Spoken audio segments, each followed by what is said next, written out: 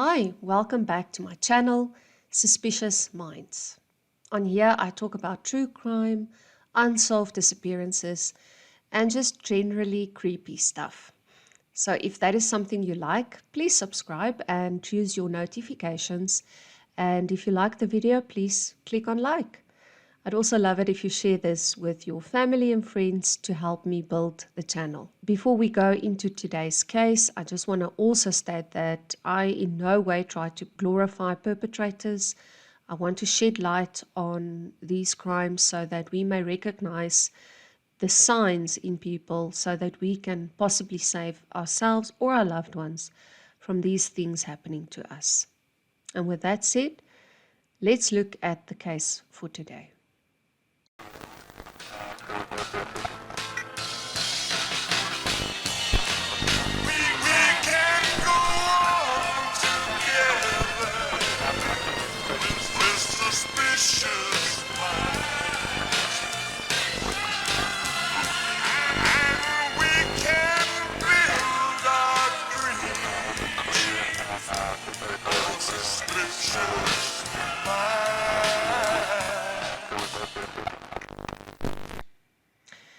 In the year 1995, the music we listened to was Coolio with Gangsta's Paradise, Alanis Morissette, You Oughta Know, and Oasis Wonderwall.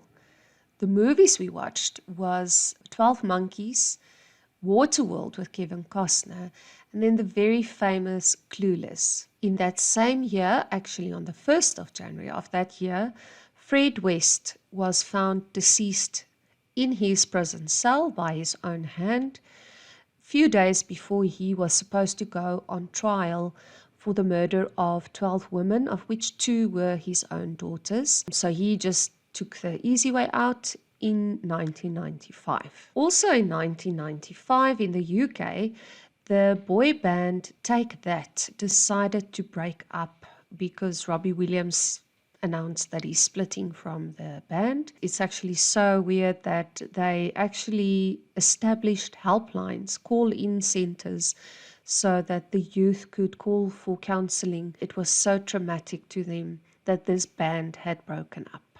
In South Africa in 1995, we hosted the Rugby World Cup. We also went on to win the World Cup, and it was a first of many. It was the first that we hosted it.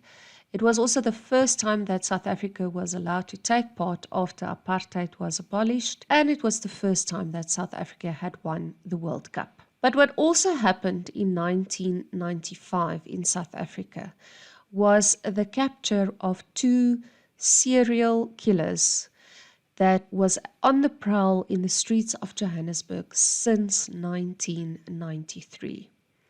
And they were Samuel Jacques Coetzee and Frank Brown.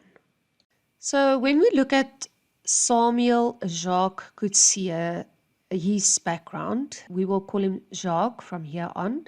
He was born in 1971. His parents had 2 children, and they lived in a middle-class neighborhood in Johannesburg, South Africa. Unfortunately, Jacques' father passed away when he was 3 years old, and it is said that shortly after this, his mother started noticing that he didn't want to play with the boys. He wants to be with his sister. He wants to play with her dolls.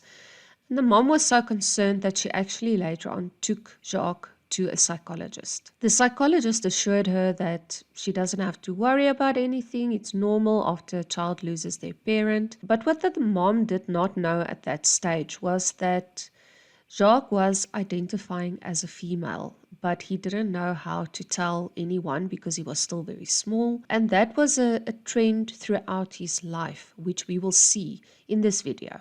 In Jacques' teenage years, he would go on to tell his friends that he is gay and that he actually wants to be a female. Also that he was using hormones to grow breasts. Now, to keep in mind, it would be early 80s when Jacques was a teenager and he would tell his friends this. In those days, it was apartheid South Africa, so it was very conservative. So for him to tell his friends that he is gay, but he also wants to become a woman, must have been very difficult. he must have experienced some sort of people pushing him away or not being want to be friends with him. And that is a theme throughout his life with who he wanted to be and what the reality expected of him. Those two could never match up. It is said that by the age of 17, Jacques decided to drop out of school and leave home. He didn't feel like he belonged anywhere. And I'm not sure if it was in this period that he started performing as a drag queen, but he was known in the drag community as Kimberly or Debbie or Gail, and he was apparently gorgeous when he performed as Kimberly, and he completely took that personality. He wasn't Jacques anymore, he was Kimberly, and the people adored him. I'm not sure if it's in this time, but he eventually took up hairdressing, and people were just in love with him. He was fantastic at what he'd done, whether it was the drag queen performances or the hairdressing. Jacques at last had a place where he felt he belonged. Eventually, Jacques decided to go back home, and that was when he had to be enlisted into the army. Again, back in those days, it was compulsory for men of a certain age to join the army, and I think it was for 2 years or 18 months. And I'm not sure if his mom forced him to do it or said, it's your turn, but he had to go. And for Jacques, this was horrible. He hated being there, and he actually attempted to take his own life in 1989. And it was here, while he was in hospital, that he confessed to his mother that he has always wanted to be a woman and that he is not fitting in.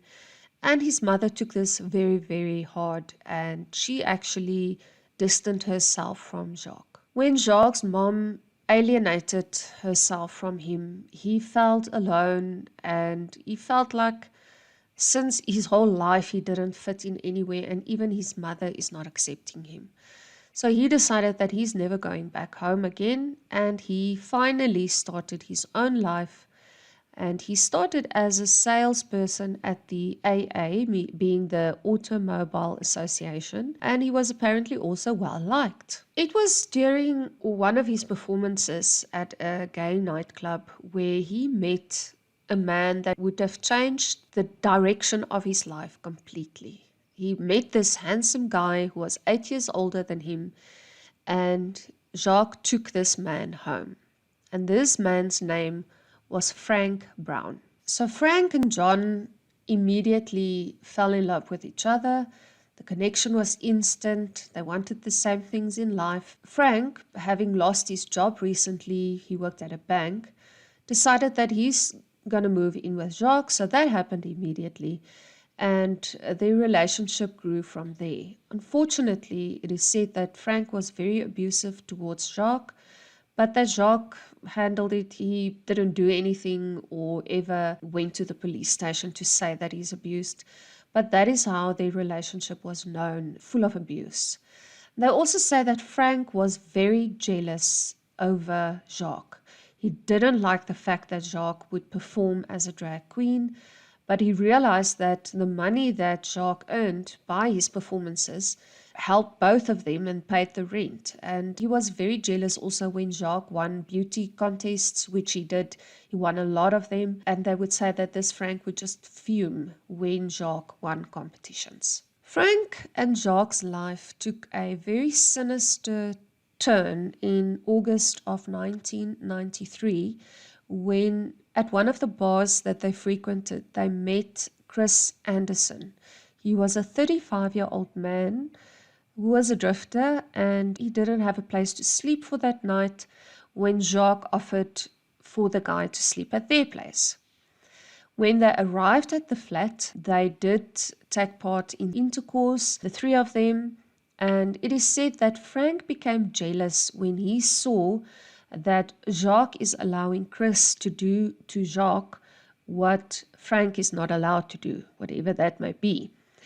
And he grabbed the nearest thing that he could and he stabbed Chris Anderson to death. They went to do things further with Chris's body, which I'm not going to discuss here, but when they were happy that this man is dead, and both of them took part in the killing, they then discarded his body on a gravel road near Attridgeville. Now, as part of saying both of them took part, it was Frank who initiated the killing.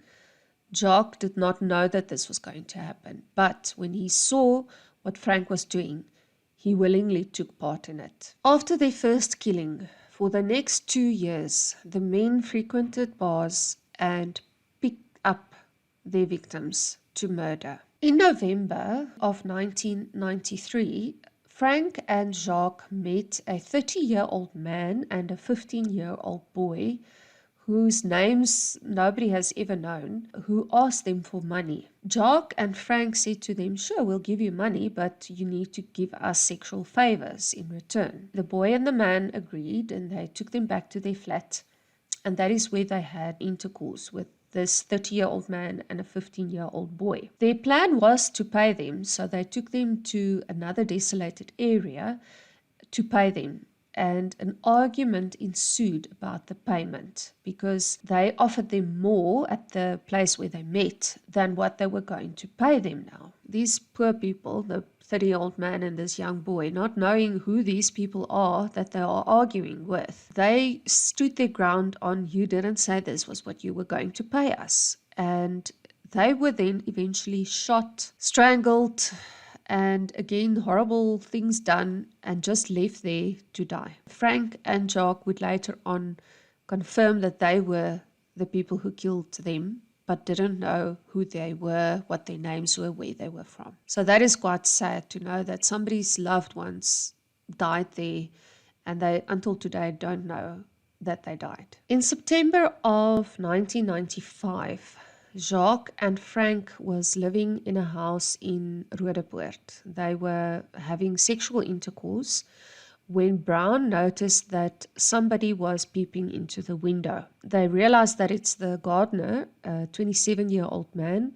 and Brown invited him to join them. So Brown was again watching Jacques and the gardener having intercourse, and a fit of rage and jealousy overcame him, and he then killed this gardener. Jacques again stepped in. They actually removed this man's genitalia, and they dumped his body in Krugersdorp and his genitalia somewhere else.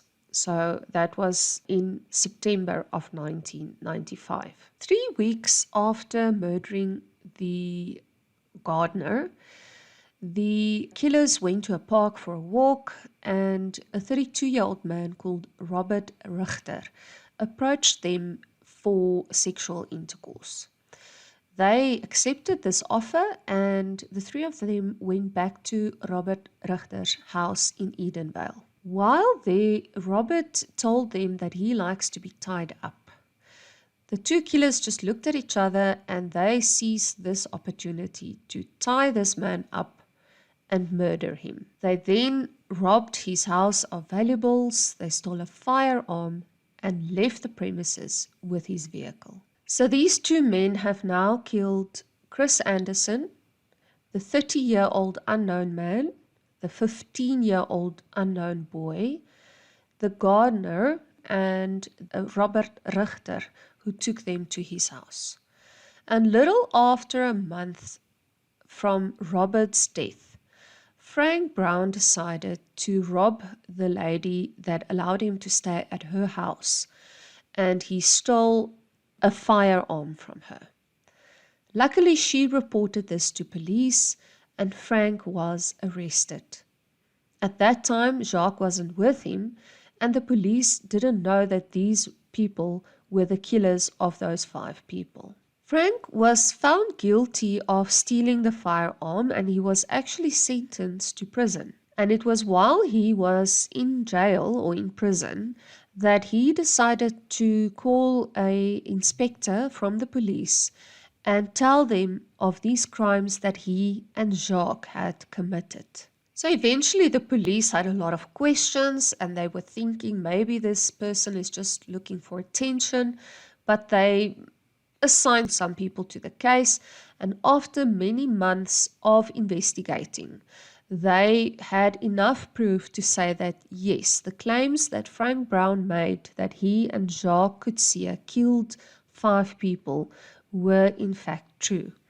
And that is when the hunt started for Jacques Coetzee.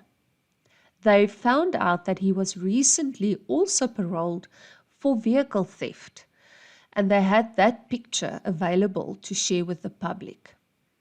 But unfortunately, Jacques was nowhere to be found. What I could see from newspaper articles was that there was a type of undercover operation to find Jacques, and that had to do with the subculture of the drag community.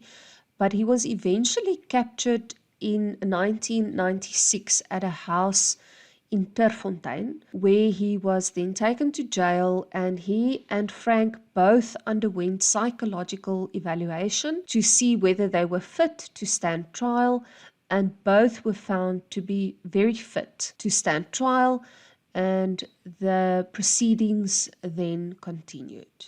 During the court proceedings, both of the accused pled not guilty and tried to accuse the other person of being the only person guilty of murdering these 5 people. So Coetzee was saying it's Brown, and Brown was saying it's Coetzee.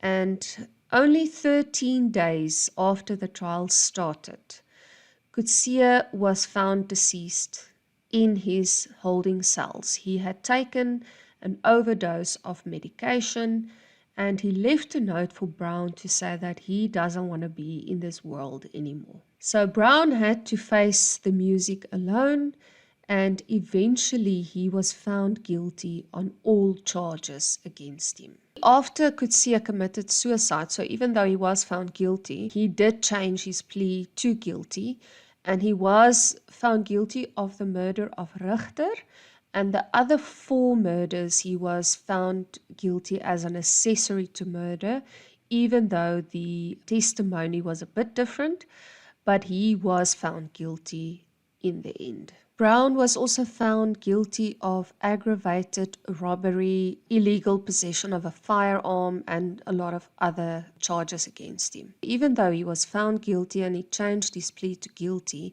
he said that Jacques, the 8 years younger and smaller guy, forced him to do this and forced him to get rid of the bodies. Otherwise, Jacques would tell Frank's new employers that Frank had defrauded them.